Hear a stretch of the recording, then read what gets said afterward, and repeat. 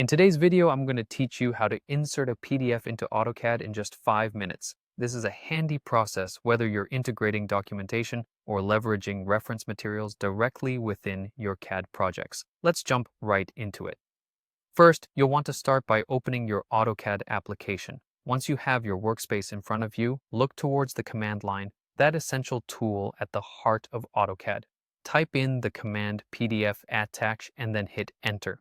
This little command is your gateway to import PDFs, allowing you to seamlessly integrate external documents into your project environment.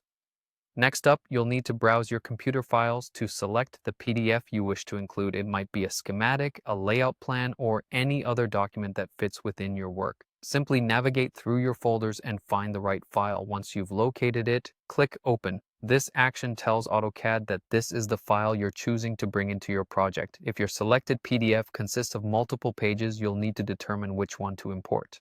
AutoCAD will prompt you to choose the page number, so pay attention to the dialog box or page selection window to ensure you get the correct one. Sometimes the page you need might not be the first, so make sure to check the content before proceeding. Now that you have your page ready to go, it's time to set the insertion details. You'll need to choose the insertion point within your drawing. If you're unsure where to place it initially, AutoCAD will provide a default that you can accept by simply pressing Enter. Also, don't forget to adjust the scale and rotation if your project demands specific settings. You can always tweak these parameters later if needed, so don't worry about getting it precise right off the bat. Once everything is set, the PDF will appear as an underlay in your drawing. This means it's there as a non-editable background, offering you a visual reference without affecting the native AutoCAD elements. It's perfect for keeping your workflows streamlined and organized. Before we wrap up, here's a quick tip for when you need more than just a reference. Use the PDF import command.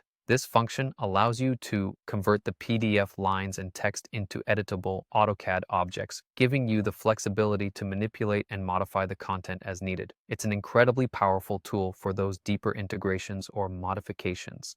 And that's it. You've successfully inserted a PDF into your AutoCAD project. With a bit of practice, this will become second nature, enhancing your design capabilities and bringing more depth to your CAD work. Thank you for watching, and I hope you found this walkthrough helpful. Stay tuned for more tips and tricks for making the most of your AutoCAD experience.